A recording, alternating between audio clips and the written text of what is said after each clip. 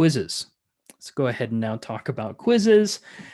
All right, so if you do have to design any quizzes within a Canvas course, just note that there are two quizzing choices that are available: the classic quiz tool and the new tool, the new quizzing tool. Today, we're going to be covering the classic tool because one, the classic tool is not going away anytime soon.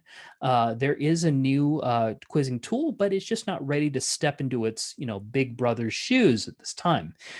There's a lot of things that I love about the classic tool that we just can't do with new. Like, for example, if you need to create a quiz that has audio-based responses, you can't do that with new quizzing. You have to create all those audio tracks previously and then import them in. With Classic, just turn on the camera like we've been showing in the Rich Content Editor, record yourself, whether it's a studio video, whether you want to go ahead and just use the regular default media camera. If you want to upload images that you've uploaded previously into the course, you can just go ahead and do that with a classic quiz. With new quizzes, you got to upload things individually that are not related to the course. So a little bit of a learning curve there in new quizzes. And also because it's new, it's probably going to be improved over time. They're still working on it, but classic, you really just can't go wrong. And once you do decide to migrate over to new, every classic quiz, there's just a one migration step procedure that takes every classic quiz and makes a copy of it as a new quiz. But again, we're going to go ahead and stay with the classic realm today. Everything you can do with quizzes, different quiz questions you've been curious about for different classrooms, how those would be used.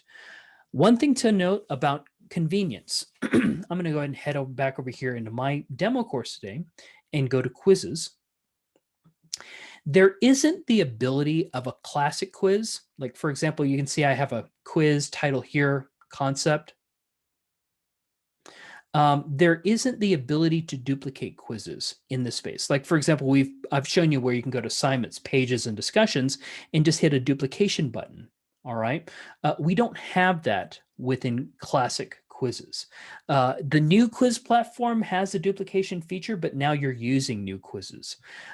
In this particular case, the fastest way to just kind of make duplicates of quiz templates is one, consider how many quizzes are going to be given in a course.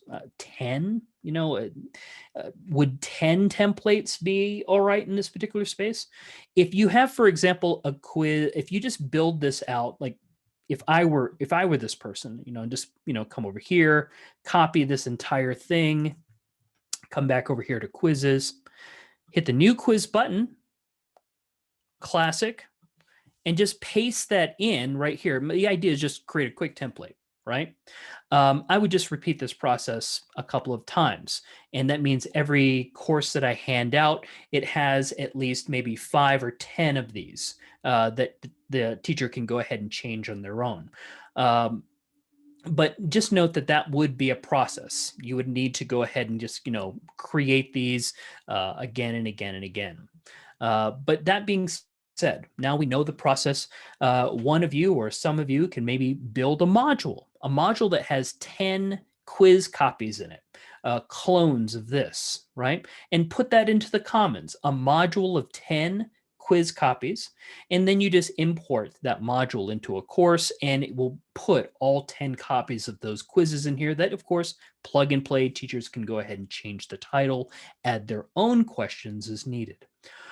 Today, if you do want to go ahead and use, if you're working out of a template course, if you want to go ahead and use one of the templates that's available, that's fine. Or if you want to hit that plus quiz button up at the top, start from scratch, you can do that as well. I'm going to go ahead and just click on this plus quiz button. And when you click the plus quiz button, it gives you choices. It's going to say, would you like to create a classic quiz or a new? Today's training, we are going to cover the classic quiz tool.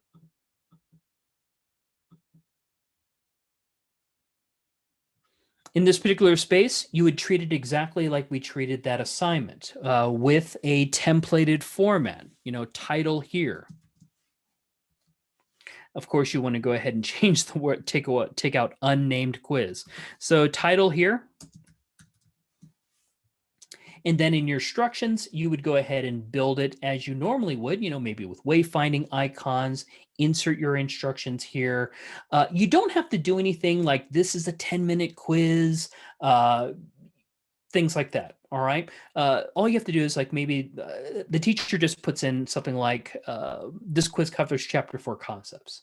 That's basically it.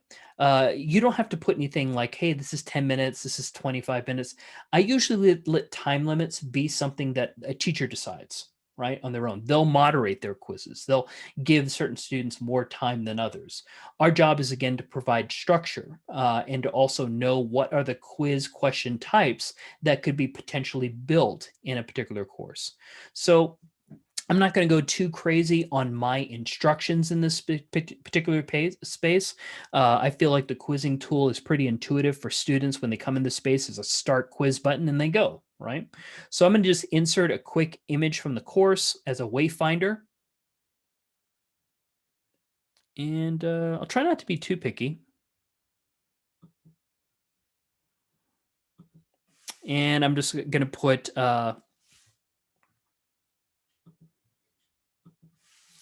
what this quiz is about.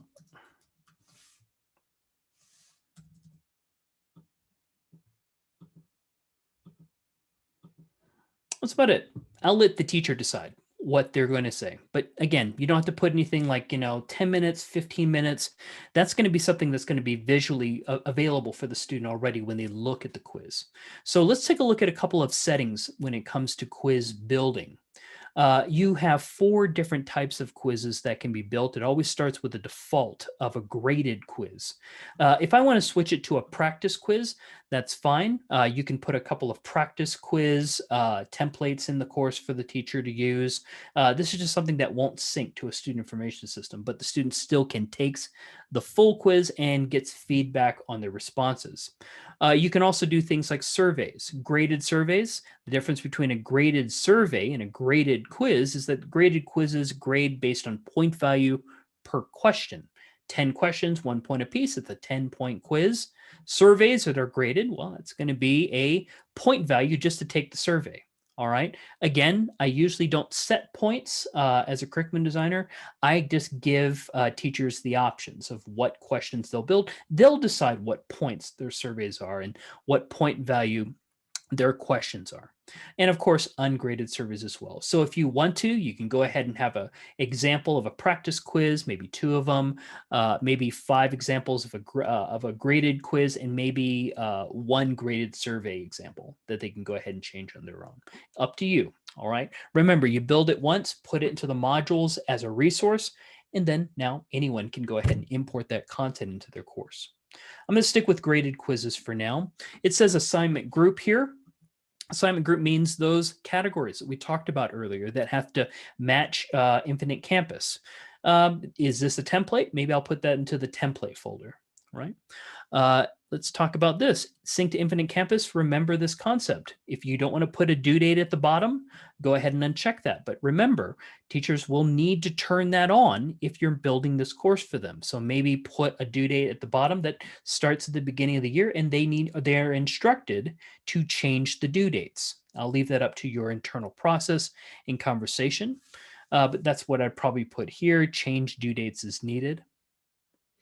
Let's talk about time limits. Again, I usually give the teacher the leeway as far as as far as time limits. We'll talk about shuffle answers here in a second. Skipped it. But if you do not put anything here, this quiz goes to infinity and beyond. It's a witty joke. Or actually, it will actually just go to the to when the course ends. It'll auto submit at the course ends. Usually, I'll just go ahead and put something in there so the teacher sees that it's been turned on for 10 minutes. It's like, oh, that's a time limit. This is actually 15, 30 minutes, and so on. Just so if a teacher comes in and they add questions, they don't skip this, and now this quiz is infinite, right? Just put some type of limit. The teacher can always come in, remove that if they need to, or edit the time limit as well. It's kind of like the concept of the due date at the bottom. They'll change it to whatever works in their classroom.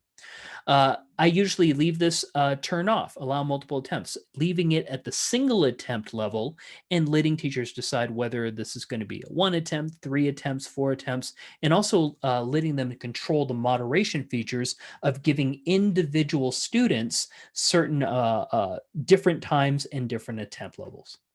Shuffle answers. This is fine. I usually have that turned on for them. So it gives them that sense of randomness on how answers are listed. You never want to be that teacher that has every single quiz, all the correct answers is A, the A position, because that's technically how Canvas works. When you're building a quiz question, when you're providing, the different answer choices, the first option's always the correct option. Right? You have to manually move it. I just shuffle it just for that one purpose. So shuffling answers, I usually leave it turned on. Down here below, let students see their responses. You know what? I usually leave that off. At the very least, the student can see that they got 9 out of 10, and I'll leave it to the teacher's discretion of what they allow students to see after the quiz has been taken.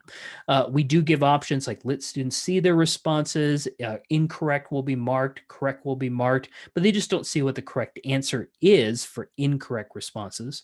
Or you can reveal the correct answers of the quiz after it's taken. I usually never do this. I leave this up to the teacher to decide like, hey, we'll have a quiz review on Friday, and they can come in and turn it off or on if needed. One question at a time, that's another teacher's discretion of whether or not it's one question with previous and next buttons or a rolling scroll where you scroll up and down and go to the question that, speaks to you, or go through and answer all the easy ones first. Here are the quiz restrictions that are built into Canvas, like requiring an access code. Again, I would never put an access code there as a designer. I'll let the teacher decide what the password is to get into the quiz. And of course, the filtering of IP addresses, I'll let the teacher decide. And then finally, down here at the bottom, as curriculum designers, we normally don't assign this to anyone in particular. And if we do put a due date there, it's only because Infinite Campus requires a due date. Again, internal process. If you feel like we want to design these and just remind teachers to set a due date and turn on Infinite Campus, that's fine. Or just set a generic due date of when the course starts, like September 1st. So you don't have to put in instructions about, hey, remember to turn that on. Just put something over here, adjust the due dates as needed. All right. So that's basically what we call the quiz details, or the settings of a quiz. Next thing, it's what are the question types, or how do we build questions? What are the questions that we can build? Okay. So now that we've got this set up, we would just tab over to the questions area. But before we do, let's go ahead and kind of get you started at least right about through here with some best practice. So I've got this activity for you to create a quiz. Navigate to the quizzing area and hit that plus quiz button. Select classic quizzes and fill out the details as needed as you would do it as a designer, and then click save and publish. We're going to go back into that quiz here in a second, but I want you to go ahead and kind of get that experience of building that first quiz template, whether it's a survey, practice quiz, or a graded quiz in this particular case. Let's go ahead and take about 2 minutes. If you have any questions, go ahead and let me know in the chat.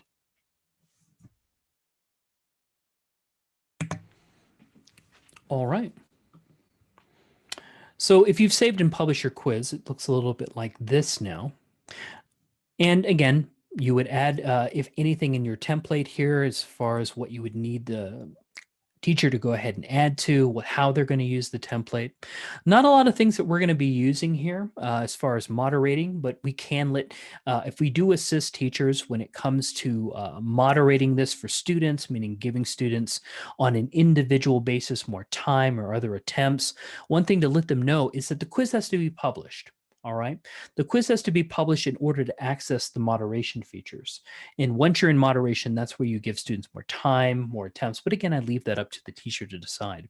One thing that we use as curriculum designers is the preview. The preview allows us to actually take the quiz. So we can add a question, save our quiz, and then preview it, see what that's like. That's just another step that you can do that doesn't require the student view. It's very unique only to quizzes. Everything else, like discussions and assignments, we do have to use the student view to get that perspective. But preview, it's more or less a builder's tool. What is this quiz? What is this quiz like? If you're kind of wondering what it's like, if I hit preview right now, well, there's no questions in it. So this is kind of like what we're taking and submit quiz. So you can see the timers running over here. But yeah, there's nothing to submit. I'm going to go ahead and keep editing on this quiz. If you want to just go ahead and hit edit on the quiz in general, just to kind of meet me back in here, because we're going to talk about some questions. So questions tab, when you open up that quiz, it's going to be up here, details, questions.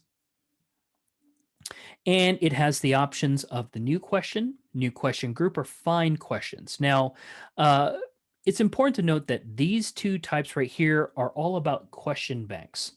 So if you do anything with question banks, that's how you're going to link to a question bank in a quiz. But again, a lot of quiz building, I allow, teachers to access their own question banks and link, to question bank 4, pull 5 questions out of 10, right? Or find individual questions that they already have in their question banks and then place those questions in the course.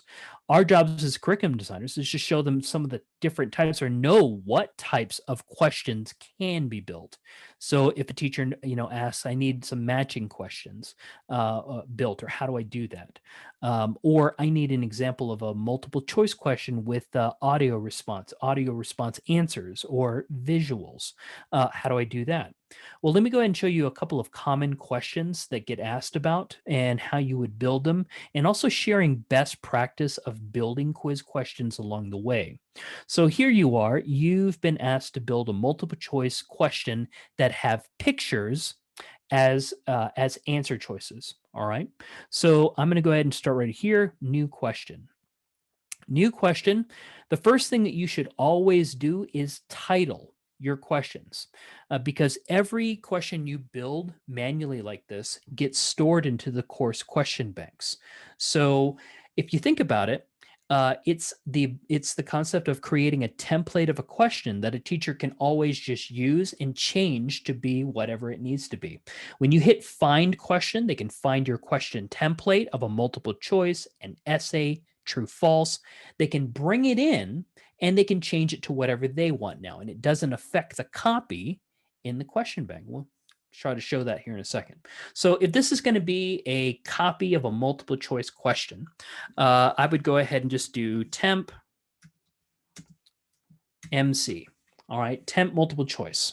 And if you want to go ahead and build any of these questions, this is the drop-down menu of any of the question types that are available. All right, but this is just multiple choice.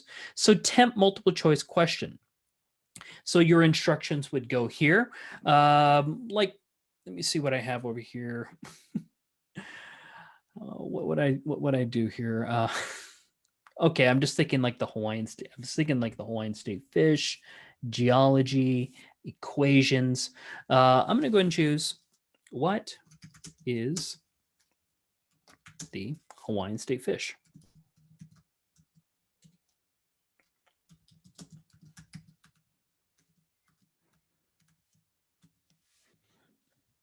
Now, you can do this where it's obvious that's a question, right? They can insert their own question, or something a little bit like this. Question example. And they'll just insert their own instruction, right? Down here below, you can go ahead and put a couple of images, right? So we can always put text here, like, the huma huma nuka nuka apawa'a, the largemouth bass, tuna, shark, turtles. But the request is like, hey, we want a couple of templates that have images in them. All right, so how would you go ahead and put images in your answer choices? Well, you'll notice that other than just putting text of the 4 choices that it automatically gives us by default, every time we hover over any of these boxes, well, that little pencil is at the end here, right? So I hover here, there's the pencil. Hover here, there's the pencil. So if I want to go ahead and start right over here at the top, which is the default correct answer, I'm going to go ahead and hit the pencil. And then right in here is where I can put the image. And if you've taken our training so up to this point, both days, you know how to use the rich content editor, right? Wax on, wax off, side to side, left to right. You know that if you need to insert an image, it's insert image. All right. And this image will stay in the course. I'll be able to use this. I mean, think about it this way. I could go ahead and do something like this to where I'm just going to insert the example of the an image. So example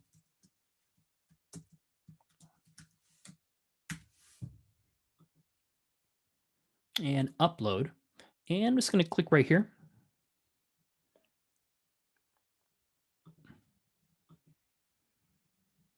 And I know a lot of you want me to spell this out in the alt text. It's not going to happen, but you know, it'd be the huma huma nuka nuka apua right there.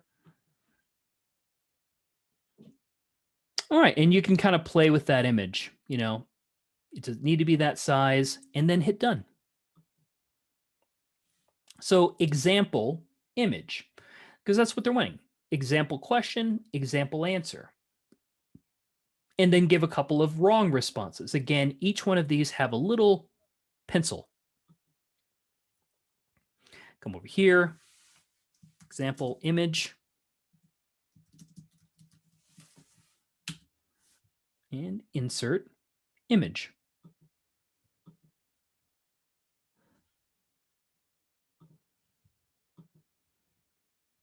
That's a parrotfish, by the way.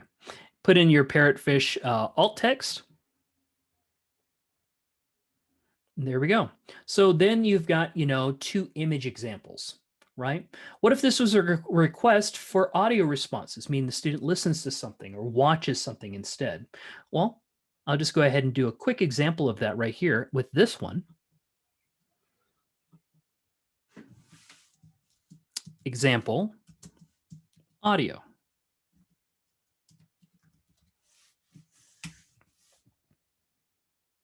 Insert, and then just go to the media option because I like inserting like just a small little audio track. This is something, by the way, you cannot do with new quizzes. Everything that I'm doing live here, where I'm just inserting these images here, accessing course files, or opening up the media player to just record something on the fly, you can only do this with classic quizzes. Why I still love this tool.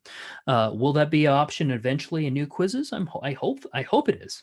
But this quiz tool is not going away anytime soon. So we're going to go ahead and go with media, upload, record media. And if you have an audio track, that's fine, but I like the ability to record something right here on the fly. Whether I use my camera and I'm the teacher, I probably wouldn't do that.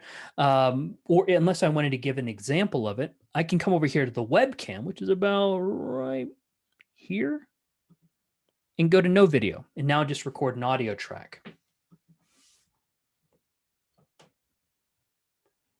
Homahun nuku nuku apawa'a.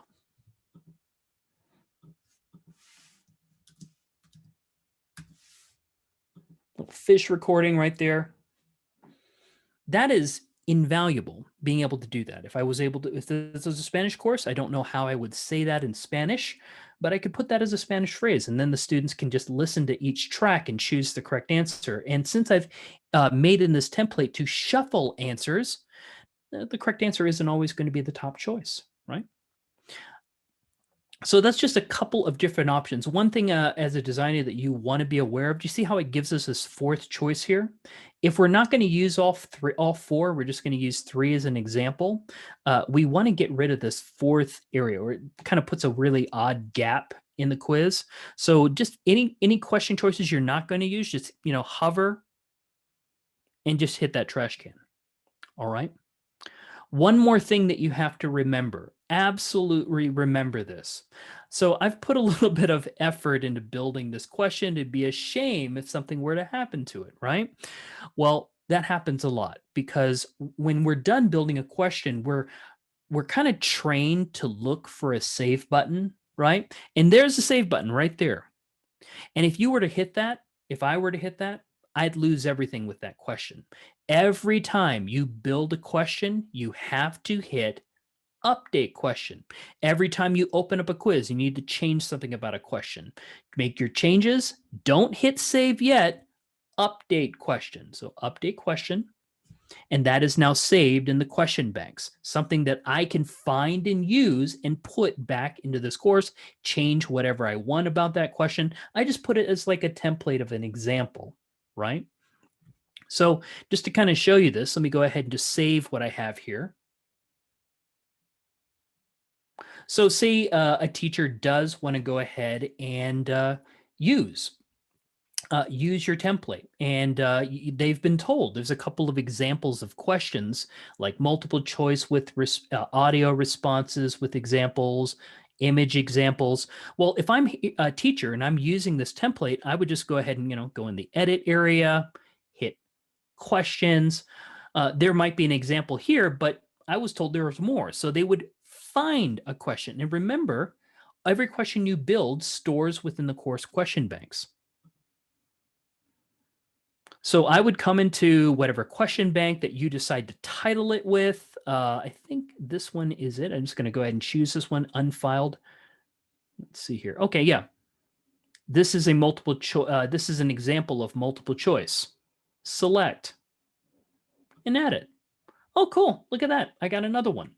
Want another one? Go ahead and just kind of come back over here and select it again. And just modify the questions. Just change out the fish pictures for whatever you need to be. But that's how you can just build one question. You see how they can just keep rebuilding it again and again and again? Just hit find.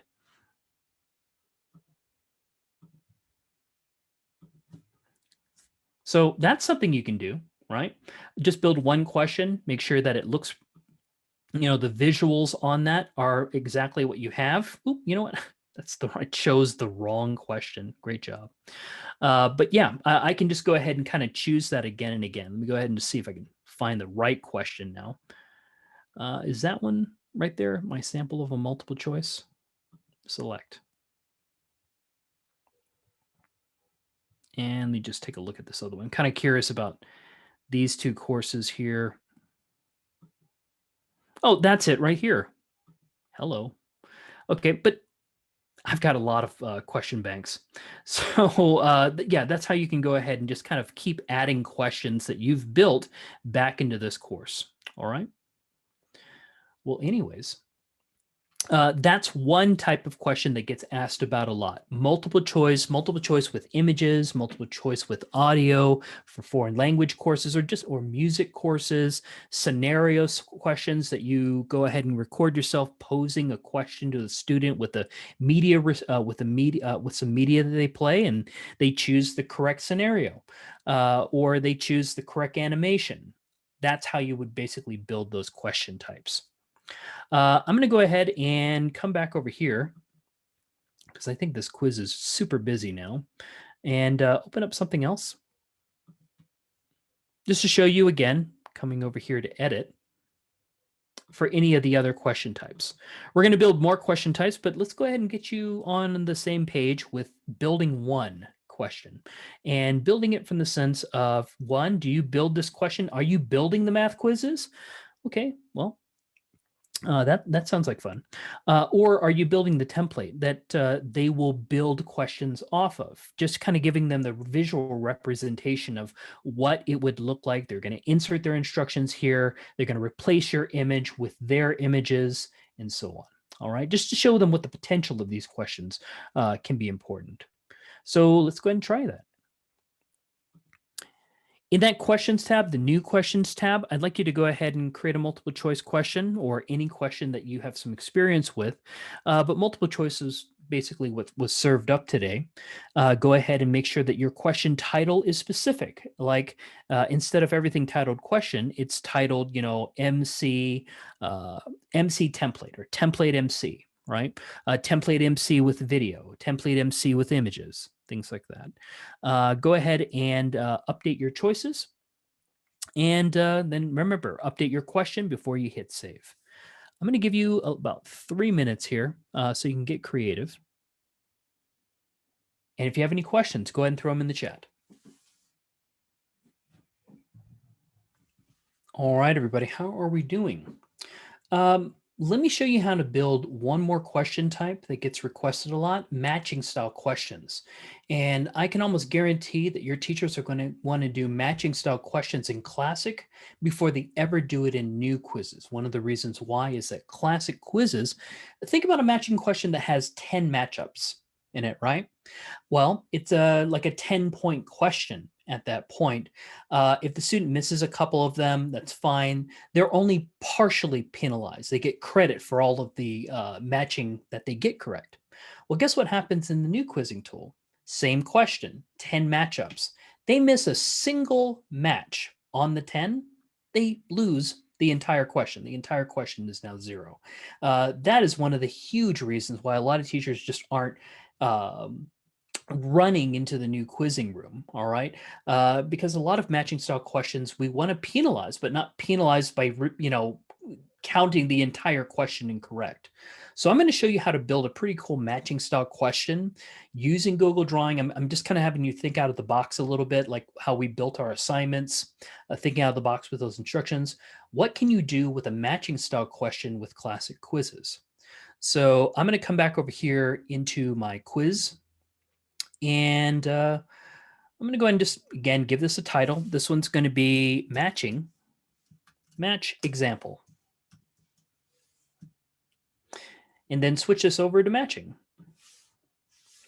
I want to do something because I get requested about this. I want a visual here, a visual with certain portions of this visual being pointed out. And down below, it'll be kind of like a concept of A, it's pointing to A. What is A? What is B? And what is C? All right. And the specific example that I'm going to use today is this right here, parts of a triangle. How can we get this in a matching style question? Well, if you have some type of snipping tool or something that can take a screenshot of this, you're golden. So I'm going to go and take a quick snip of this. I'll snip this whole thing right over here. All right. Now, I am going to have to make a couple changes to that image. So remember today I gave you copies of things like this. This is a tool called Google Drawings where I do all of my image editing and then bring it into a question, bring it into instructions. So I gave you all of those links before. You can use this, but if you want to make something new here, you can always click this File option and create a new drawing, right? New drawing. Or you can just change this up because you always have a link to that copy. All right. Well, anyways, new drawing, just so we can see what it looks like new. I'm going to go ahead and grab that image. So I'm going to go ahead and just put that image in this space by inserting an image. And let's take a look. I think all those images go to my desktop. Perfect. All right. So let's kind of center it on the page a little bit and kind of get it as big as we can. And any of this extra space over here on the right-hand side, I just kind of move this in a little bit. So that's dragging the lower right-hand corner until I think we're good. All right, perfect. Well, we wouldn't do a matching question like this because it provides the answers, right? So we need to kind of cover those answers up, and I do that with shapes. Or I can even go one step further. I could just do it with a text box that uses a highlight in the background. So let's go and try that. So apex or vertex, you can use the text box to kind of cover this up a little bit. Right here, this is where you're going to use a highlighting color. You want to go ahead and maybe highlight that background, maybe yellow. Maybe that isn't going to work. I'm kind of curious about that because I think only if I type, see, that's the only way to cover it. So yeah, two-step process, scratch that. How about this? Insert a shape instead. Show shapes like this, just put a shape over it. And then, if you don't want it to be blue all the way around, you can always just kind of switch that to yellow and you'll put a text box in between. All right, so that would be, let me go ahead and just click that and make a copy of it and just put one over here. Another copy of it, paste it in, another copy of that over here. Maybe shrink that out a little bit. And then finally, another copy of that here at the bottom. And Witty, Do you know what is A, B, and C now? Okay, so we're just going to go ahead and go with that concept of now inserting the text box and insert the text box right here. And that's going to have to be, we'll position it as needed, but we have to center that on the page. That's going to be an A. All right, so just kind of move it up a little bit. A, maybe bold that out a little bit. A, make a copy of it. B, let's change whatever that is. Make another copy.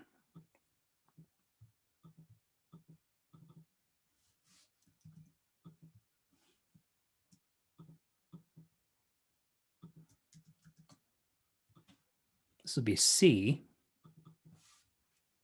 And make another copy. Oops. I mean, you could, of course, say, go back up, insert new text box, insert new text box. I kind of find it saves time if I just copy the same one I already have there. D. All right, do we kind of see what we're building here off of a screenshot? Right, we got something that we can use in the course, and the teachers are going to ask about that, right? Yeah, you just build it right here. And could you potentially make a copy of this and give them a copy like I gave all of you those copies? Sure, absolutely. So I'm going to go ahead and just download this as a PNG and take myself back into the quiz. So I'm going to put that up here. Remember, Rich Content Editor, we're going to insert the image. And then there. As far as alt text go, I mean, A, B, C, D, you want to go ahead and think about that. Of the answer choices, you could go ahead and A is the description of, the top of the triangle. A is the angles here. What's the official name for them, and so on.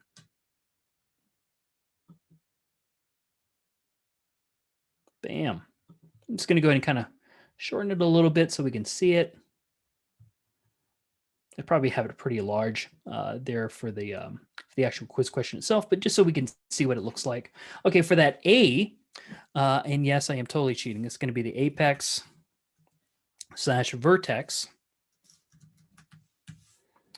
B, let's see here. B is over there on the left. Those are base angles. Let's see here. C is altitude. And bottom's the base. Okay. Update question. And if you're kind of wondering, like, what is that like? Remember, we always have the preview functionality. You can always come back over here, save what we have, and preview it. That's what it'd be. Of course, I'd have that image a little bit larger, but I shortened it just so we could see it. That's the apex, right? So notice how the choices are shuffled a little bit. Let's see here. B is the base angles. C is the altitude, and D is the base. All right. Woohoo. Got all four. Of course, I got 1 point. That could be 4 points up there. I'd get 4 points, but it will penalize the student. If I were, for example, if I had left it at 1 point, the student misses 1, they would get a fraction of a point. They get like 0.75, right? Just remember, if I had 10 matchups, I'd make that a 10-point question. If I had 4, I'd make that a 4-point question. How are we all doing? Is that something that you might consider perhaps at least showing them what they can do? Yeah, that takes the matching question to another level. So now you can basically put maps there and take a screenshot of a map. Different areas of the map have different A, B, C's, and D's, and then down below you build your matching style question, and you can do it all through a tool called Google Drawing. All right, it just basically cover up the correct answers. A lot of these materials are sourced from like materials you already have, like worksheets, lesson plans. Take a quick screenshot of a lesson worksheet that the student had previously submitted earlier in that lesson plan, and use that same worksheet screenshot of certain portions of it in the quiz build. Yeah, we do that all the time. All right, everybody. Well, let's go ahead and let me go and show you one thing that you can do to kind of help organize all of these template questions. If you remember, I kind of had to look through a couple of question banks. So what you can do to kind of have a question bank, like a template just for the question banks, kind of help find these questions a little bit easier, is one, you want to go into the quizzing area. And I've built two question templates right now. There's two question templates living in this course for reuse. So what I can do now is go to the question bank area, which can be located here in quizzes, top right-hand corner, this little button right here, and manage the question banks. So for those of you that have never known that questions that you build save in the course, and this is the very first time you've been told that, every question automatically gets saved in the unfiled question bank. So for me, I imported content in, so I have two. Let me go ahead and just get rid of this one so there's no confusion there. Yeah, but your unfiled question banks contains a question in it if you built one in the last activity. Right now, to date, 271 questions. That's how many someone has let me know that they had no idea that every question they've ever built stores in this space. And when they go to unfiled, there's 272 questions, the questions they've built over a period of time. All right. So when I come in here, the two questions that we built today, our sample multiple choice question, and of course, I totally I messed up there. Wait a minute, going on. You know what I just did? I just deleted a question bank that I didn't want to delete. Let's see if we can recover it. Here's a quick tip. Come up here to the top through the URL and type in at the very end, undelete. I bet you didn't know that. Let me go ahead and take the caps off. Undelete. You ever delete something and you made a mistake? Yeah, see right there in the URL? I can't zoom in, but the word undelete. Here's all the things I've deleted today. And I don't know if I can bring a question bank back, but yeah, all of these other things I've deleted, I can bring right back into that space. All right. So put the word /undelete at the end of your course. So basically you've got your course. It's, okcps.instructure.com courses / the course ID. Then you do another /undelete. All right. So just don't make sure that you don't have like assignments, quizzes in that URL. You've got courses / the course ID. Then type in manually undelete. And then you can find whatever you've deleted, right? Looks like though, I cannot restore a question bank. My bad. But you know what? I can go ahead and restore an individual quiz, like this code of conduct quiz I deleted earlier. Restore. Are you sure you want to restore it? Sure. Puts it right back in the course. Mind blown. Excellent. And also, yeah, it's always been possible since the beginning. So yeah, you can go ahead and restore things that you had deleted in the past, and even gets the date and timestamp of when it was created and updated. All right. All right. Well, I thought you all knew that. Well, anyways, what was I showing you? All right. So I was coming back over here to show you that every time you save something, it saves that question in the question banks.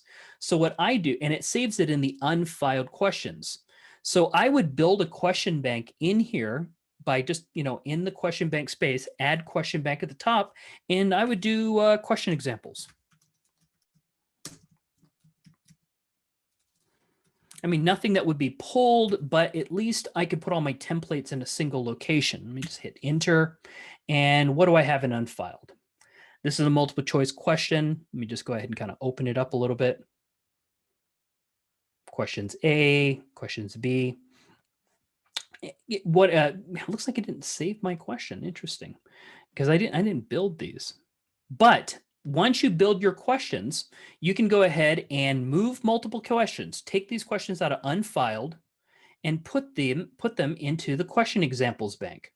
If you're kind of wondering, I was a little too quick there, I can just come over here, move multiple questions. I can also go to individual questions, like right here, like where it says move copy question to another bank. You cancel that. Move copy to another bank. Yes, I do. I want to move this to my question examples, and I don't want to keep a copy unfiled. Unfiled, I want to always have empty. If there is a question there, that means I built a question, but I forgot to move it, right? So move that to another question bank, or move multiple questions, grab that one and move it. All right. So that's where you can go ahead and find those questions when you're building a quiz, tap into the question example bank that you built, and just find and just keep adding them, right?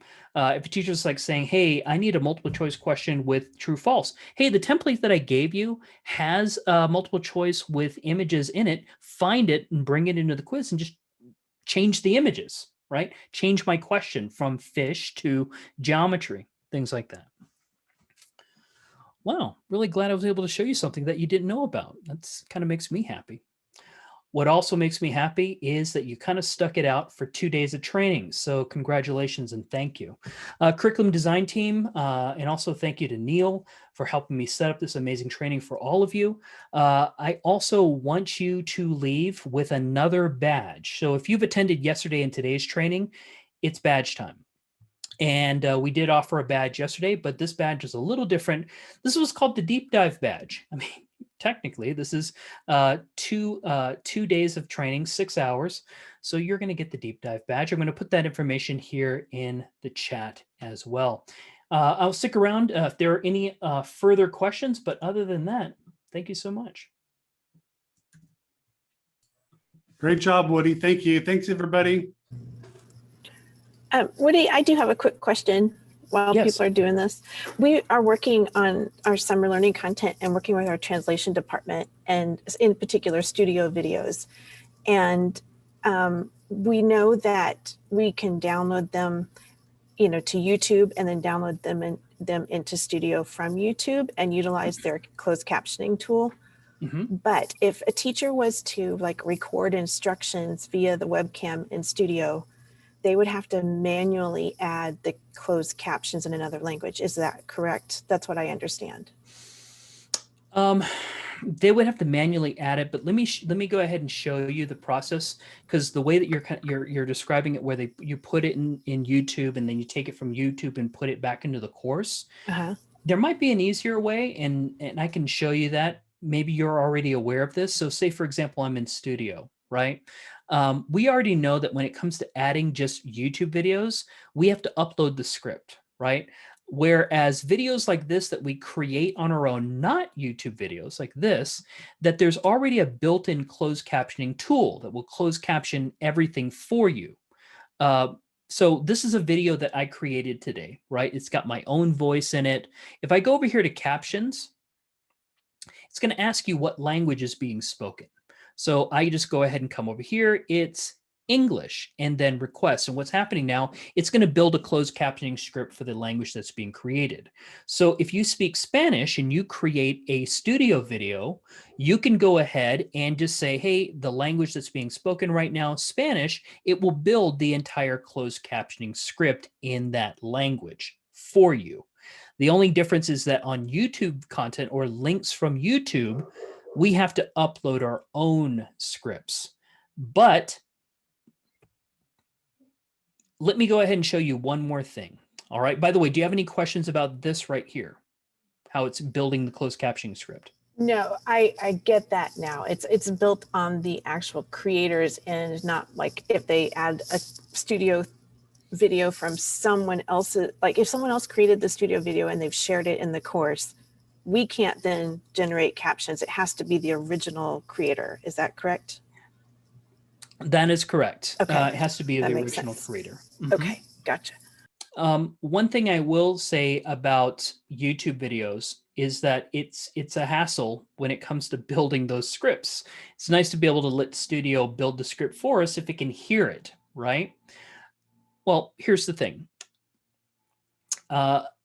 Remember, I'm not saying that this is what you want to do, but remember screen capturing? Well, screen capture will capture anything that's on the screen. anything. And if anything's playing on the screen, anything is being spoken on the screen, it will capture that, right? And you can, of course, narrow this down to whatever's playing on the screen, of course. And then, you can go ahead and put that into your studio and turn on the closed captioning tool. It will close captioning anything that it hears being played on the screen. Does that make any sense? Yeah, that makes sense. That makes perfect sense. Thank you. All right, excellent, right? It's nice to be able to utilize the closed captioning tool when you can. All right, but other than that, are there any other questions?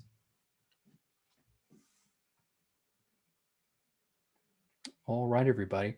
Well, anyways, middle of the week until Friday. We'll survive until then, but thank you very much for attending today's training, and we'll see you in the next one. Neil, I'll get this training recording put into that document for the end of the day. Have a great day, everybody.